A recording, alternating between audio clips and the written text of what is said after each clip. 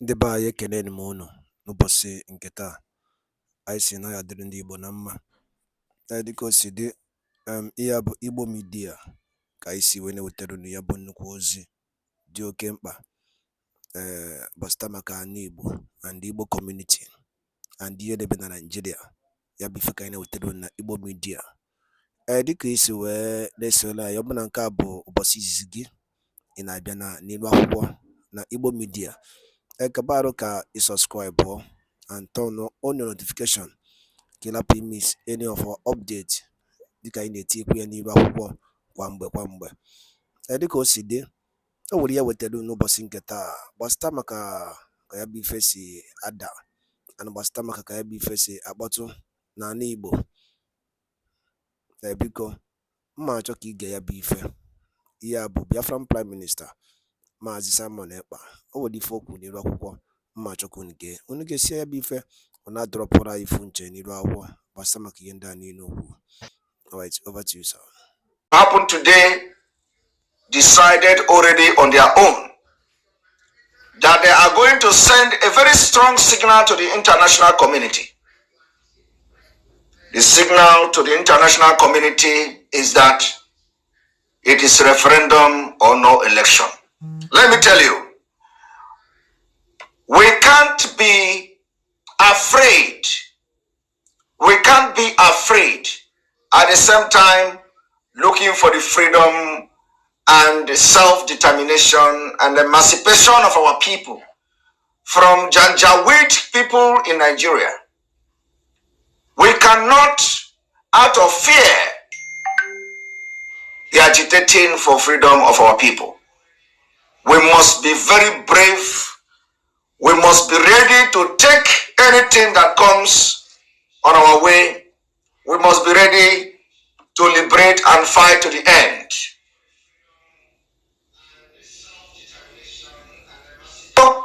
Not going to mind whatever the Nigerian is liable for the fact that the world understand what we are fighting for. Biafra issue is in global history. Is in global history. Biafra is issue that is globally recognized. We fought a war for 3 years with Nigeria. Millions of people died. Today, the children of those people, they're subjugated to all manner of degrading treatment and abuse. We are here today to finish what our forefathers, our grandfathers started. We are here today because when Nigeria war was declared, no victor, no vanquish, was warned by Daniel Effiong. If you do not children very well, they will rise up again against you. That is exactly what we are doing now. It does not matter whether the Nigerian government is labeling themselves terrorists. The world know that we are not terrorists. The world know we are fighting a just cause.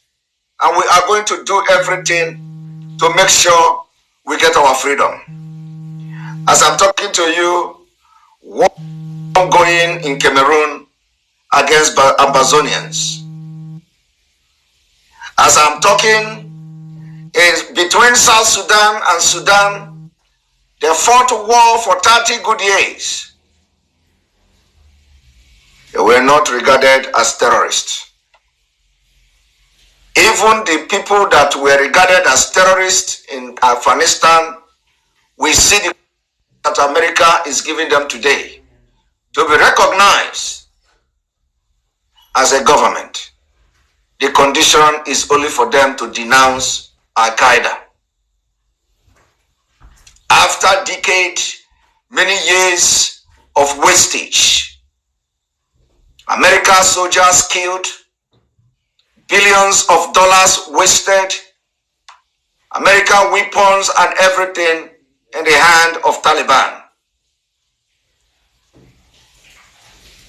upon the fact that Taliban and Afghanistan is ranked #1 terrorist country according to World Terrorism, Global Terrorism Index.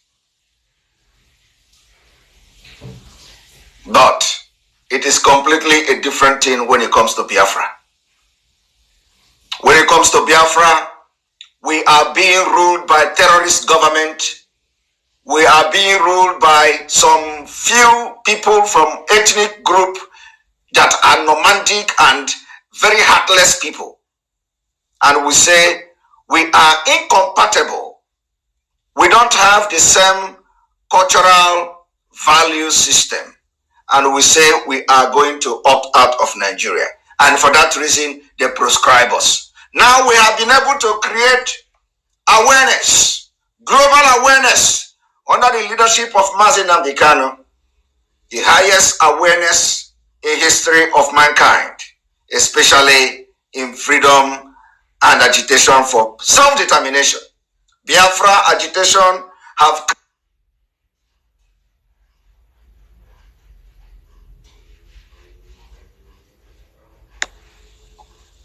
that scattered all over the world.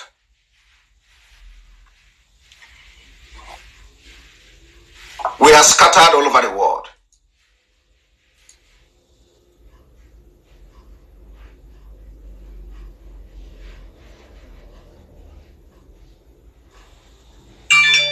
We will continue the struggle.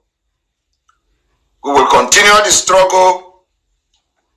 We will not be moved. We will not be threatened. We will not be intimidated by any threat coming from anywhere.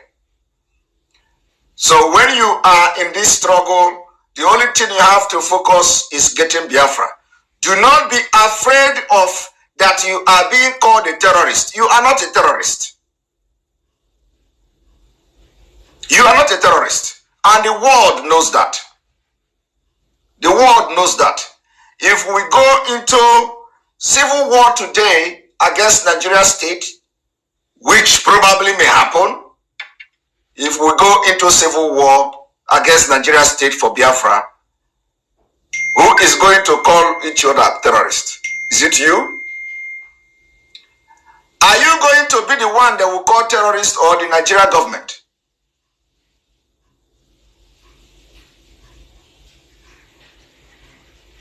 So, welcome to this program. Make sure you invite people and let us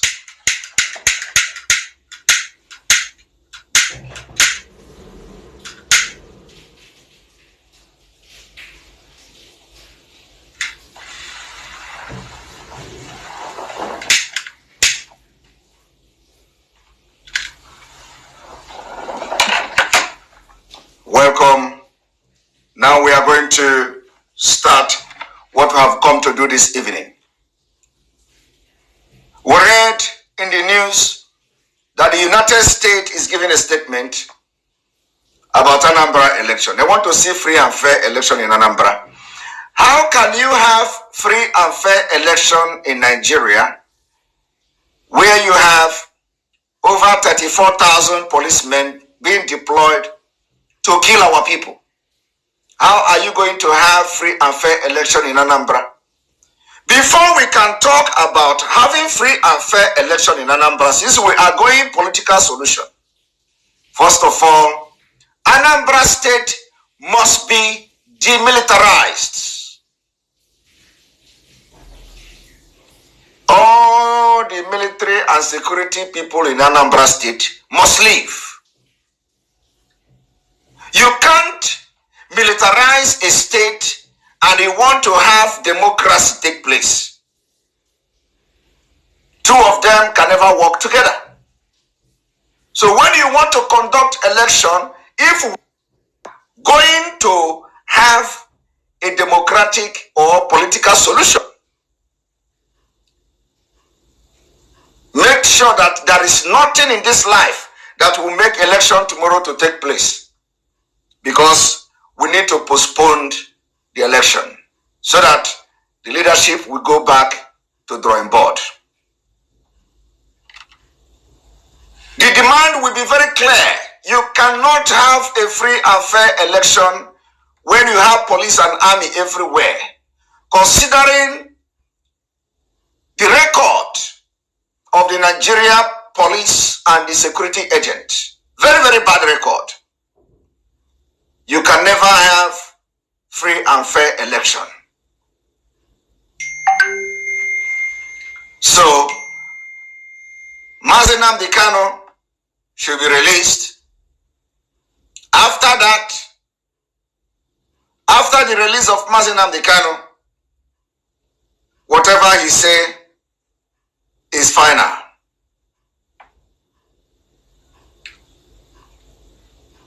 Whatever he say about Anambra election is final. So we demand also the release of all the people that have been abducted and kidnapped by the Nigeria DSS. They are today languishing in prison and incarcerated.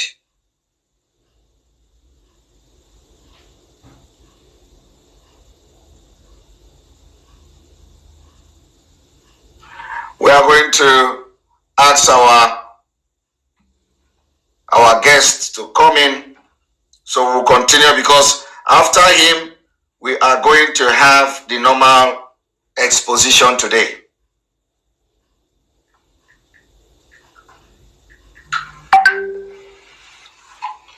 Make sure you hit the like button as you are coming.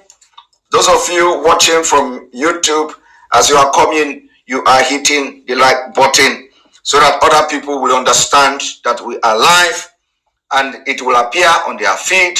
Those who are using YouTube, who are watching from YouTube.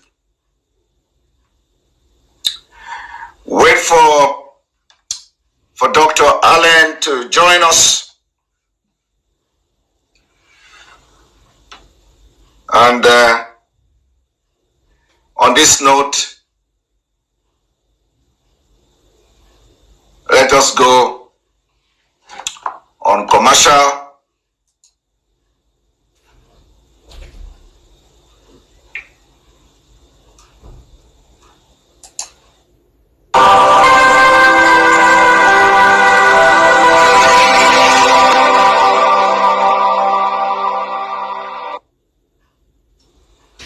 All right, welcome back, welcome back. Dr. Allen, good afternoon from here. Good afternoon, Simon. Thank you for having me. Thank you. This is the second time you are coming to the program. Welcome you again. I know that you have been here before, and a lot of people may have seen you. A lot of people may have read about you. If you could tell us just a little bit brief about yourself for those who have never seen you before. Okay, thank you very much. You know, I'm a partner of the BW Global Group based in Washington, D.C., and we specialize in human rights issues, crimes against humanity, some government relations, and anti-corruption work worldwide. I have over 40 years of criminal investigative law enforcement experience, principally involved in international activities. My last assignment before I retired from the U.S. government, I was on loan to the United Nations-backed Special Court for Sierra Leone, where I was the Chief of Investigations, where I lived and worked in Freetown, West Africa, where I was responsible for directing all the criminal investigations, war crimes investigations of those people that bear the greatest responsibility for the civil war in Sierra Leone.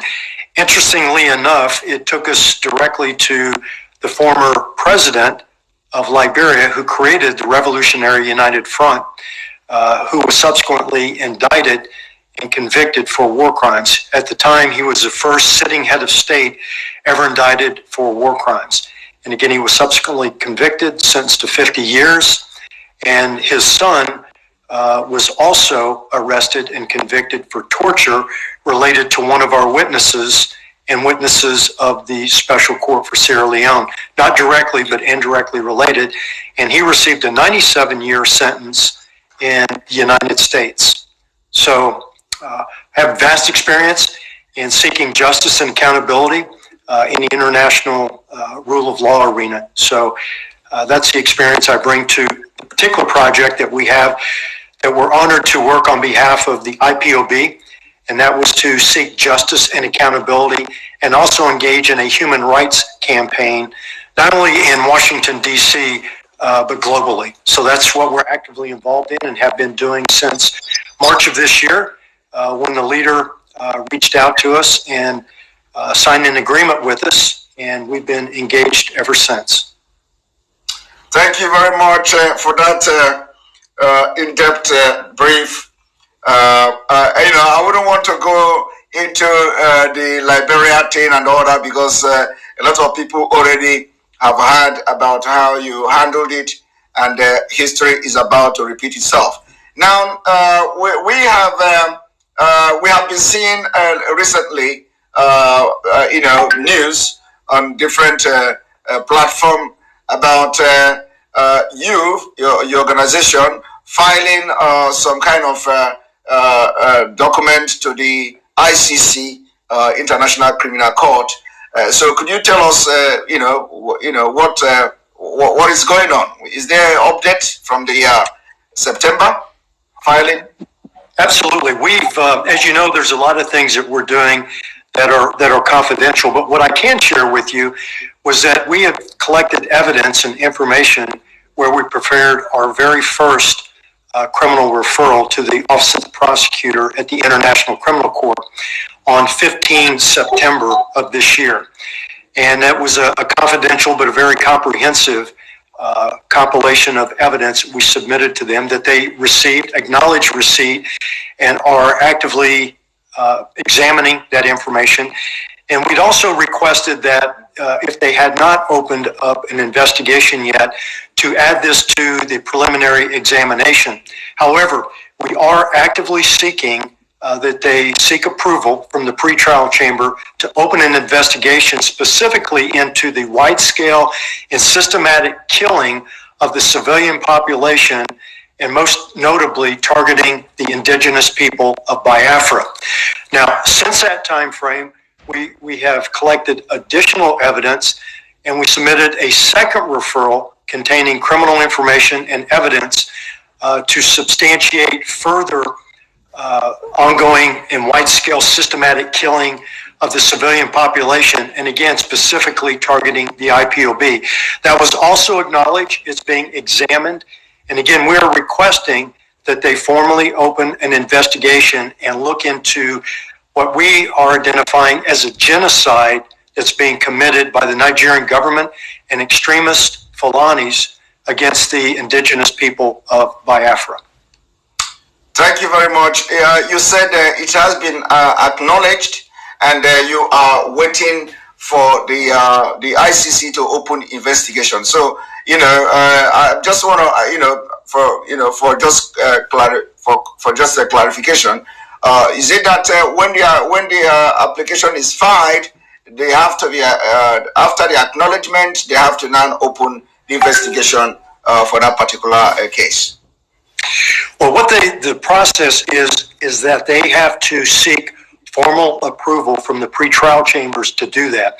What we are doing is providing them ample evidence to justify that request to open an investigation, and most specifically looking at the, again, wide-scale and systematic killing of the civilian population, which is a crime against humanity and, quite frankly, genocide that we believe is being committed against indigenous people of Biafra.